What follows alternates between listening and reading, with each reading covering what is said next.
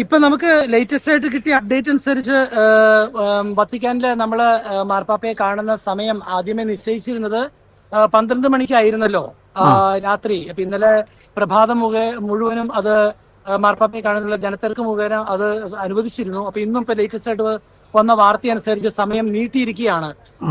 അതായത് നമ്മൾ മനസ്സിലാക്കണം, മാർപ്പാപ്പ നമുക്കറിയാവുന്നതുപോലെ ആ മരണാസന്നയിലായിരിക്കുന്ന അവസ്ഥയിൽ പോലും, അല്ലെങ്കിൽ അത്രമാത്രം രോഗത്തിലായിരുന്നപ്പോഴും ജനങ്ങളെ കാണാൻ ആഗ്രഹിച്ച ഒരു മാർപ്പാപ്പ അദ്ദേഹത്തിന്റെ തിരുശരീരം കാണുവാൻ, അദ്ദേഹത്തിന്റെ അന്തിമോപചാരം അർപ്പിക്കുവാൻ ജനം തടിച്ചുകൂടി ഇത്രമാത്രം ജനങ്ങൾ പ്യാസയിൽ ഇരിക്കുമ്പോ അവർക്ക് മാർപ്പാപ്പയെ കാണാൻ പറ്റാതെ തിരിച്ചു പോകേണ്ടി വരിക എന്നുള്ളത് തീർച്ചയായിട്ടും മരിച്ചു കിടക്കുന്ന മാർപ്പാപ്പയ്ക്ക് പോലും അംഗീകരിക്കാനാവില്ല.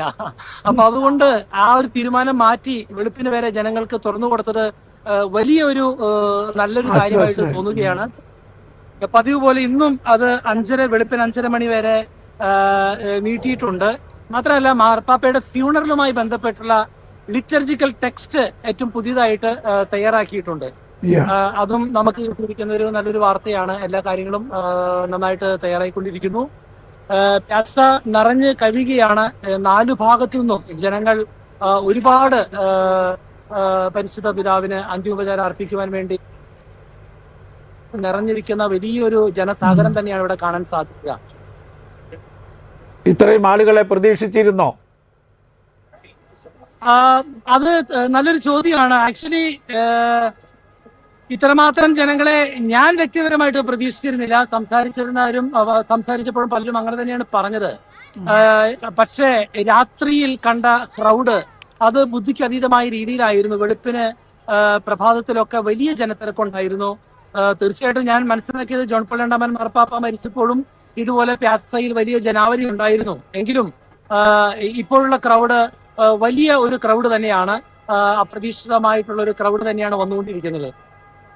ഈ മീഡിയ നന്നായിട്ട് കവർ ചെയ്തല്ലോ. ഇപ്പൊ കേരളത്തിലാണെങ്കിലും മീഡിയ, അത് പ്രിന്റ് മീഡിയ ആണെങ്കിലും സോഷ്യൽ മീഡിയ ആണെങ്കിലും ഭയങ്കരമായി വളരെ പോസിറ്റീവായിട്ട് വളരെ മനോഹരമായിട്ടാണ് കൊടുത്തത്. എനിക്ക് തോന്നുന്നത് അത് ഫ്രാൻസിസ് മാർപ്പാപ്പയുടെ ദേഹവിയോഗത്തിന് ശേഷം ആണ് അദ്ദേഹത്തിന്റെ ഒരു ഫ്രാൻസിസ് ഇമ്പാക്ട് ലോകം മുഴുവനും ജനങ്ങളിലും ഉണ്ടായതായിട്ട് മാധ്യമങ്ങളും ലോകം മുഴുവനും അതൊരു സെന്റിമെന്റൽ ഒരു വികാരമായിട്ട് അവരുടെ ഉള്ളിൽ തികട്ടി വന്നിരിക്കുന്നത്. അതുകൊണ്ട് തന്നെ എല്ലാ മാധ്യമങ്ങളും, കേരളം മാത്രം ലോകം മുഴുവനുമുള്ള എല്ലാ മാധ്യമങ്ങളും വത്തിക്കാൻ സ്ക്വയറിലുണ്ട്. 2200-ലധികം മാധ്യമങ്ങളുടെ സാന്നിധ്യമാണ് വത്തിക്കാൻ സ്ക്വയർ ഉള്ളത്. ഇപ്പോഴും ഞാൻ മാധ്യമങ്ങൾക്ക് വേണ്ടി കൊടുത്തിരിക്കുന്ന സ്ഥലത്ത് ഞാൻ പോയിരുന്നു. ഞാനും അവിടെ ഉണ്ടായിരുന്നു. അപ്പൊ ആയിരക്കണക്കിന് പുതിയ മാധ്യമ പ്രവർത്തനം ലോകം മുഴുവനിൽ നിന്നും എത്തിച്ചേർന്നിരിക്കുന്നത്. അപ്പൊ കേരളത്തിലും ഇന്ത്യയിലും എല്ലായിടത്തും ആ ഒരു കവറേജ്, അത് ഫ്രാൻസിസ് മാർപ്പാപ്പയോടുള്ള അദ്ദേഹത്തിന്റെ ആ ഒരു പേഴ്സണാലിറ്റി, അദ്ദേഹം ലോകത്തെ എങ്ങനെ ഉൾക്കൊണ്ടുവോ അതുപോലെ ലോകം അദ്ദേഹത്തെ ഉൾക്കൊണ്ടു എന്നുള്ളതിന്റെ തെളിവാണ് നമ്മൾ കണ്ടുകൊണ്ടിരിക്കുന്നത്.